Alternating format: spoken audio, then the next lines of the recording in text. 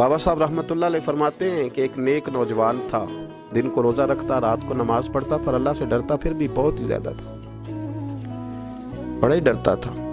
मौत का वक्त आया तो माँ ही थी बस उसकी, तो माँ से कहने लगा, अम्मा तो मेरी माँ है, मेरे साथ 3 वादे तो कर। उसने कहा, पुत्र तू बता, आखिरी हिज की ले रहा है और इस गरीबनी माँ से तू वादा ले रहा है, बता क्या वादा। अर्ज करने लगा, अम्मा जब मैं मर जाऊं ना तो मेरे गले में रस्सी डाल के तो मुझे घुमाना घर के सहन में, और लोगों को कहना जो रब की नाफरमानी करे उसका यही हाल होता है।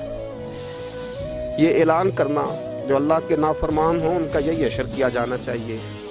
और अम्मा फिर दूसरा वादा कर, मेरा रात को जनाजा उठाया जाए, मैं नहीं चाहता कि किसी के मुंह से ये लफ्ज निकल जाए कि वो देखो अल्लाह का नाफरमान जा रहा है, रात को मेरा जनाजा उठाना। और अम्मा तीसरा मेरे साथ वादा कर कि लोग मुझे दफन करके आ जाएंगे तो तू मेरी कब्र पे चली जाएगी। अमल मेरे पास कोई नहीं, पर मुझे लगता है माँ के कदमों की बरकत से अर्श का मालिक भी रहम फरमाएगा। अम्मा तू वादा कर, मेरे साथ वादा कर। बाबा साहब रहमतुल्लाह अलैह फरमाने लगे कि माँ, बूढ़ी माँ ने वादा कर लिया। कहा, बेटे ठीक है, अगर तेरी यही जिद है तो मैं तैयार हूँ।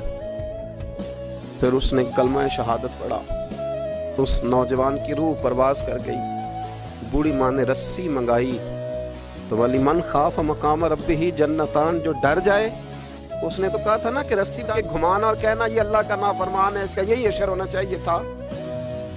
लेकिन जब माँ गले में रस्सी डालने लगी तो घर के हर कोने से आवाज आने लगी, खबरदार ये रब का दोस्त है, अल्लाह के दोस्तों के साथ इस तरह का मामला न किया जाए, इसे छोड़ दिया जाए।